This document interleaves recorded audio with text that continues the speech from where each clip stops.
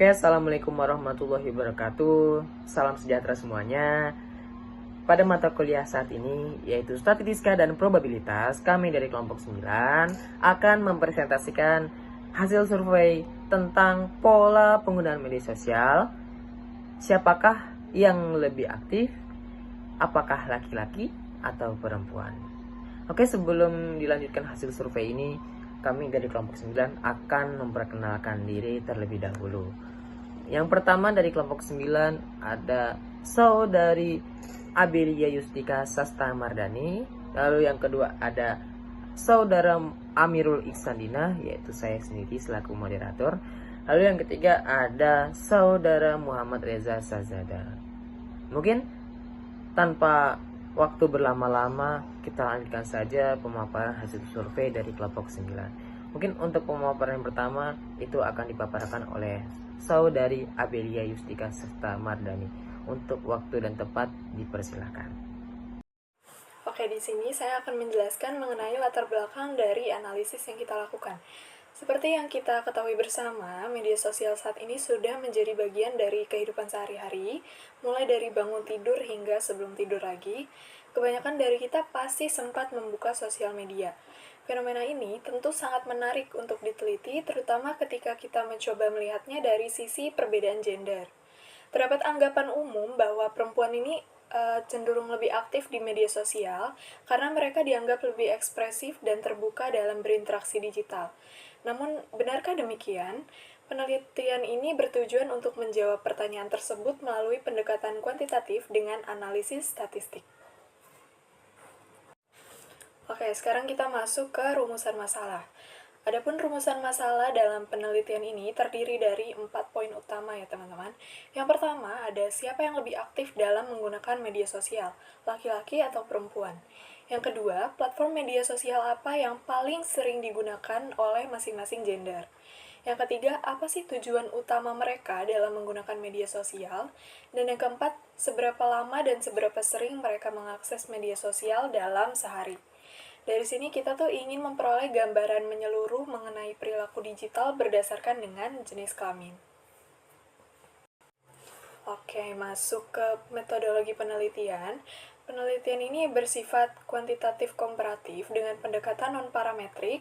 Data dikumpulkan melalui kuesioner online menggunakan Google Form dengan total responden sebanyak kurang lebih 71 orang. Komposisi gender dalam sampel adalah 56,3% laki-laki dan 43,7% perempuan. Setelah data dikumpulkan, kami melakukan uji normalitas terlebih dahulu nih. Karena hasilnya menunjukkan data tidak terdistribusi normal, kami menggunakan uji Mann-Whitney-U sebagai metode analisis komparatif antara dua kelompok tersebut. Oke, selanjutnya mengenai profil responden. Berdasarkan data demografis, sebagian besar responden ini merupakan pelajar atau mahasiswa, dengan rentang usia remaja hingga dewasa muda. Hal ini relevan karena kelompok usia ini merupakan pengguna aktif media sosial dalam keseharian mereka. Distribusi gender juga cukup seimbang, sehingga data yang diperoleh relatif representatif untuk dianalisis lebih lanjut, seperti itu. Oke, terima kasih kepada Saudari Abelia Yustika Sasta Mardani yang telah memaparkan pemaparannya. Mungkin untuk selanjutnya akan dipaparkan oleh saya, yaitu tentang temuan data deskriptif dari hasil survei melalui di form yang telah kami buat.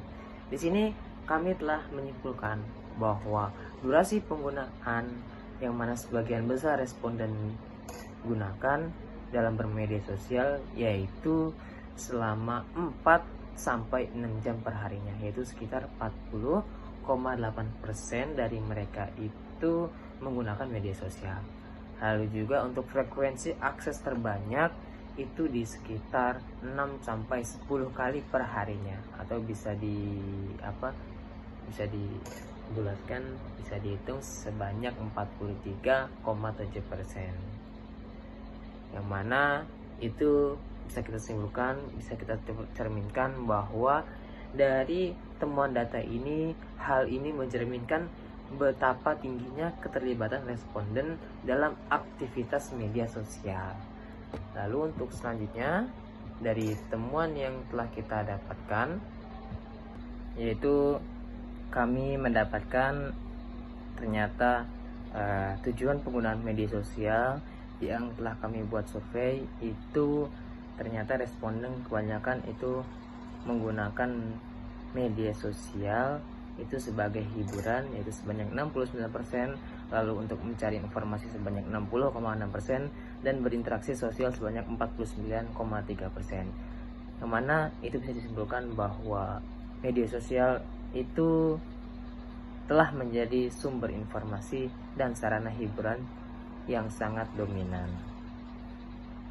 Oke, mungkin untuk selanjutnya dari hasil uji normalitas yang kami dapatkan, yang mana kami menggunakan Shapiro-Wilk, dan data signifikansi yang kami perlukan itu adalah 0,5, sehingga dari hasil uji normalitas yang kami dapatkan itu menunjukkan bahwa data kelompok dari antara laki-laki dan perempuan itu memiliki nilai signifikansi kurang dari 0,05. Oleh sebab itu menunjukkan bahwa hal ini berarti data ini tidak berdistribusi dengan normal dan memerlukan uji non parametrik.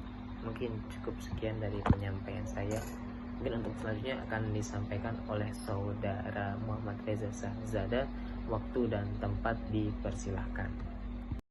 Oke, di slide selanjutnya saya akan menjelaskan hasil uji Mann-Whitney yang telah kami lakukan, di mana uji Mann-Whitney ini digunakan untuk membandingkan rata-rata waktu penggunaan media sosial antara laki-laki dengan perempuan dengan rumus U1 sama dengan N1 kali N2 tambah N1 dalam kurung N1 tambah 1 per 2 dikurangi R1, dan U2-nya sama.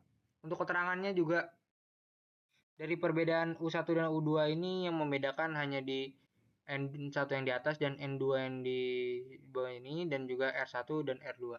Untuk keterangannya sendiri di mana N1 sama dengan jumlah sampel 1.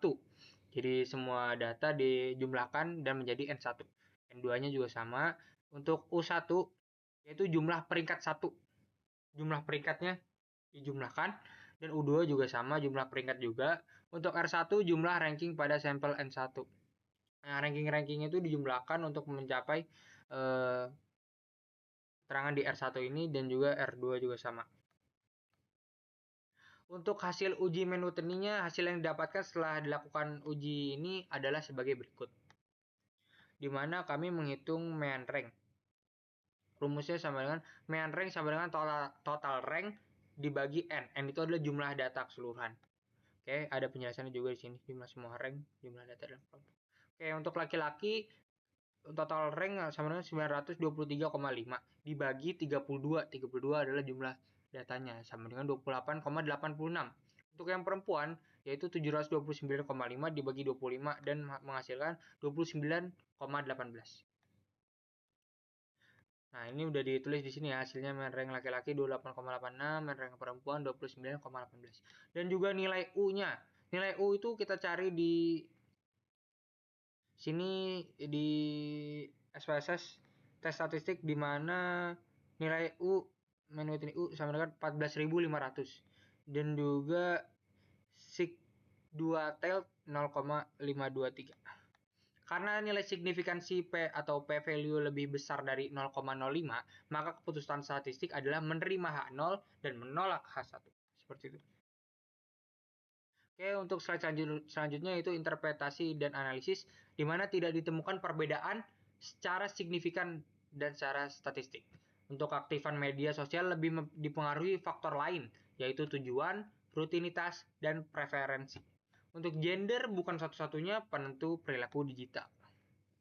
Kesimpulan dan saran. Mungkin dari kesimpulan yang telah kami buat, di mana keaktifan digital relatif seimbang antara laki-laki dengan yang perempuan. Oke, untuk sarannya perlu penelitian lebih lanjut dengan sampel lebih besar dan variabel tambahan. Faktor seperti waktu penggunaan, jenis konten, atau latar belakang sosial bisa dianalisis dengan lebih lanjut.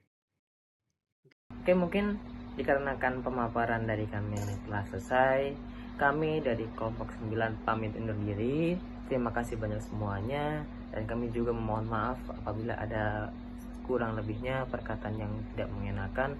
Kami mohon maaf yang sebesar-besarnya. Mungkin cukup sekian dari kami. Wassalamualaikum warahmatullahi wabarakatuh. Terima kasih. Dadah semuanya.